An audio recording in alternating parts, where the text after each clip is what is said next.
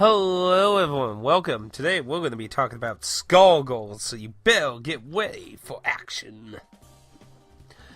In case you have been behind the fighting scene for 5 million years, Skullgirls is a 2D fighting game. It has been on the PC, PS3, Xbox 360, and as recently more came to PS4 and Vita. I do not think it's on the Xbox One, though, so sadly you can't screwed on that. There are all 3 versions to keep in mind. The original Skullgirls, which is not that easy to come by anymore, since most versions were upgraded to Skullgirls Encore due to a publishing issue with everyone's, new throw under the bus, Konami! Or as Jim Storing would be, the fuck Konami news. So, yeah, that's in the long ago in the past, so it is more commonly to see the Skullgirls Encore, and this is Skullgirls Encore, Second Encore, specifically. Skullgirls Second Encore, which I want to just individually point out is fully voiced voice acting in the story mode, challenge mode, trials, survival mode, has a full platinum trophy set, online crossplay between the PS3, PS4, and Vita, and you can use PS3 fighting sticks, supposedly without extra ports or accessories with Second Encore, just to make sure what is and isn't in Encore 1 for anyone who goes that route. Anyway, going forward. So, this is either a traditional 1 versus 1, or you can also select 2 or 3, which adjusts the power and health the characters have, because you can actually have one person be 1 character and another person choose 3 characters, so it gets adjusted a little bit, confiscated. A few of the story modes deal with a few situations like that too on both your side and the enemy side. So moving on, this does have online and offline verses, so you can have that. On top of that, there is an art gallery and the 300% final boss mode on top of that, which is just insanely fucking hard version of the final boss. It is very freaking hard. I don't usually deal with a lot of fighting games. I do play fighting games, but I don't usually, I'm more of a Japanese RPG person than that. But I did actually, during my live stream the game, got encouraged to try the training mode, and that actually felt very welcome into it. It felt robust, helpful, and it really separates a lot of the stuff in a very class level of basics that pretty much all the characters have, then classes for each of the character, and then you can learn advanced stuff, really, high level gameplay kind of shit.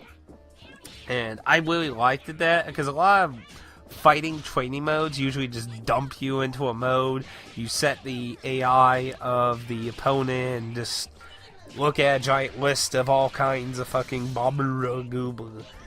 So, usually, not every game's like that, but I'm just saying, I felt like it was very helpful towards me as somebody who's not in the fighting game kind of scene. I mean, let's face it, DSP is not like someone to learn anything from a laugh gag wheel of him rage quitting this. But anyway, moving on. The game uses what I, as a non-professional fighting person, would refer to as the Hadouken style, basically meaning like Street Fighter system, using half-circle, quarter-circle types of movements on the controller, along with obviously a combination of buttons. Pretty much a good chunk of 80% of the characters have the majority of their moves work like this, making it a very simple to learn, but can be complicated to master, as some of the higher skill level characters have a lot more involved with them, you could say. But In general, they're all killers that can help you ease you into the game and learning. Plus, it also has a special move that helps you get out of combos. The game actually will keep track of how long somebody's doing a combo. To keep a combo going, you have to kind of swap between different moves. You can't just like spam the same thing to keep an actual combo actually going. And if you do something too long regardless, the opponent can do a special move to break free and counter. So if you feel like in, say, like Tekken, where you get juggled to death, you could break out of that in Skullgirls if you know how to pull out the move, which everyone has that move. That move is a universal move all the characters have. Now, you will see the common type of fighters, a grappler, the long-distance throw, shooting type character, the weak but quick, stabby type character, and the slow but strong character. But there are the gimmick characters like Misfortune, who will use her head to give you problems. Misfortune's actually a very interesting fighting character, being a character who can disassemble like her limbs off. But the main feature of her is she can throw her head off and it become an actual separate entity as a part of the fight. But at the same time, it has the drawback that it actually receives damage. I believe it receives less damage than the physical body, but still receives additional damage. So, like, if someone damaged the body and the head at the same time, you would technically receive more damage that way. So it also has, a drawback you have to keep in mind, too. But Misfortune's a very interesting character, and there's a few other characters that have a few of their own little gimmicks. I like all the characters, though. They're very oddball. They have very silly, straight out attacks and that, and they make it feel really refreshing, and it does feel fair. I don't feel as cheapened in a normal match. Now, the final boss, like many Japanese type fighting games, the final boss is a multi-form, kick your freaking ass kind of thing. So depending on your character, that can be easy to really freaking hard. And the art is very well done, being 60 frames, no slowdowns. I didn't encounter any bugs or anything. It's very well done, and if you play online, it has a feature to kind of try and balance any kind of, what's the term I'm trying to think of? I can't think of the term off the top of my head, but the kind of lag difference between you and your opponent, you can manually adjust that. It will make a recommendation on what it feels would be good for that, so you can take that advice or decide to throw that to the wind. That's kind of your decision there and your discretion. Now, as for the story, if you're just interested in playing the single player and not really doing like versus match type things, the story can be a little confusing. Each character has their own storyline, and depending on who you start with, who you end with, you may understand it more sooner or get more confused at the beginning before it starts putting together. But you'll pick up different forms of information from different character storylines that can apply to another character storyline. But you just basically keep playing that. Each character has different quirkiness. Some are simple, some are complicated. It really depends. And if you're wanting a hard copy of this game, you have two choices for the PS4 and only one for the Vita. Now, Limited One Games did a PS4 and a Vita one. They go very all over the place currently. Looking on eBay, they're like anywhere between $80 to over $100.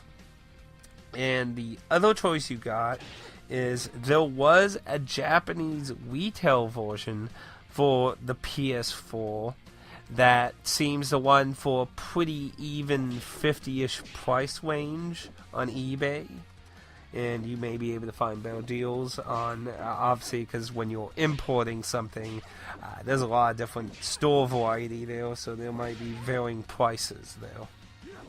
But that can be a vastly cheaper alternative, being a fighting game, you could deal with that. There is a lot of PC options for the game. It does have DRM free through Humble Bundle, but I think it's only been available in certain bundles and not just straight out on the Humble Bundle website. They do weird things like that occasionally, like there's a unique DRM free exclusivity to certain games. That's weird. I don't know why they do that, but they do that sometimes. So if it's not available on the regular store page, you can either look out for a future time that it's in a bundle with the DRM free version available, or maybe you can bum it off someone else or that. But the best online community is probably the Steam version, to be fair. There is a decent amount of people still on the PlayStation version, but I'm sure there's a lot more people on the PC version. If you're looking for the digital price, Encore 2 goes for $24.99 on PS4. Encore 1 goes for $9.99 on PS3, so I would assume that's the 360 price tag. And I'm sure there's probably all kinds of cheaper prices. I would assume those are probably the same prices for the PC versions, probably, and you can probably get better discount prices for the PC version, most likely. So would I really recommend getting Skullgirls? Personally, I would gladly pay $50 for this game. This is a fantastic fighting game. And it's not like it's even a brand new fighting game. Skullgirls has been around since the last generation of games, so it's already a pretty established fighting game. I really like it. I haven't liked a fighting game like this in a long time. It looks gorgeous. The characters all feel fresh and unique. They don't just feel like, like you play a Street Fighter and it's like, more karate, choppy people that, you've seen Ryu, Ken, and all of them like bazillions of freaking times. All these are literally wacky, interesting characters. While I don't necessarily like using all of them, I can't really say any of them felt very generic at all. Many of them are quite absurdly insane.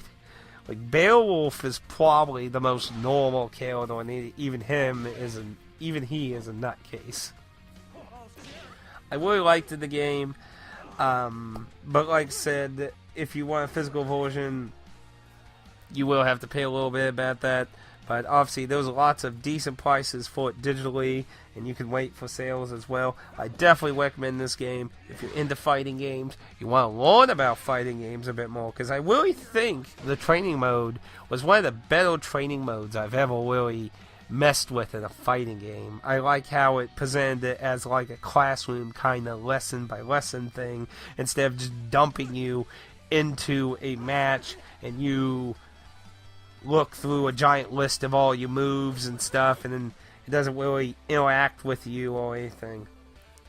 I really like how Skullgirls did, so I really do recommend getting it. Obviously, again, I want to point out this is Encore 2, not Encore 1. It has more content modes and full voice acting in it, so I would wish you to keep that in mind. But even if you were just to get Encore 1, I would still think that's still a lot of fun. That ooh, excuse me. I really do enjoy this game. I really recommend it. So let's move on talking about spoilers about the game. So the thing about the game is that all the storylines are kind of technically canon. At the end of double storyline, you'll get what the Skullgirl is for. Like, basically, there was some dimensional dentine creatures that actually want to kill everyone. And they're, like, playing different timeline paths of events and shit. So, they just been, like, basically hitting a reset button, just watching the world play out in different ways. It's just weird. And it just kind of cliffhangs, though, not really explaining much about the goals or anything. And you gotta keep in mind, Skullgirls, I believe, was originally supposed to be like a trilogy of 3 games. So, I don't know if they plan on ever really going more into the storyline ever in the future, but it leaves it very up in the air when the world even goes beyond that. It's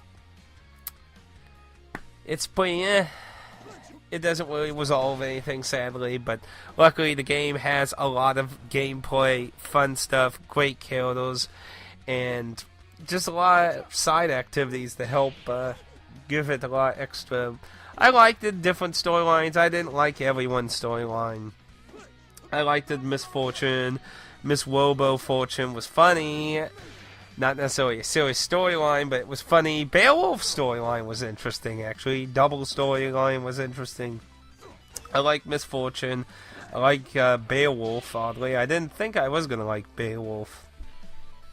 Big Man had an interesting story, but I didn't like his playstyle. He's a slow, strong type killer, and his playstyle, he has a few unique mechanics to himself for that. But I really enjoy the game. I hope to maybe do some more stuff. I might do some videos of the challenges and things to just enjoy some of it more. But fun game. I really do recommend it. I'm so glad that I bought this physical version of the game. It is a wonderful addition to my collection. I like it. And I really hope we get to see another entry to Skullgirls one day. I really like the characters. I really like Miss Peacock too. Very strange character. I like her character. It's just bizarre as hell. Misfortune, Miss Peacock are probably two of my favorite characters out of the cast. Really, but those are my thoughts on Skullgirls. If you have any questions or anything, please feel free to leave a comment down below. If you feel like you learned something, please leave a like. If you feel like you didn't learn anything for the video, feel free to leave a dislike. And I hopefully will see you again in the future. Thank you for watching. Take it easy. 私の作った朝ごはん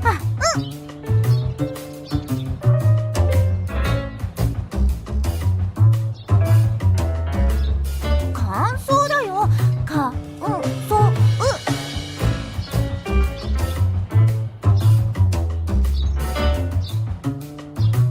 そうか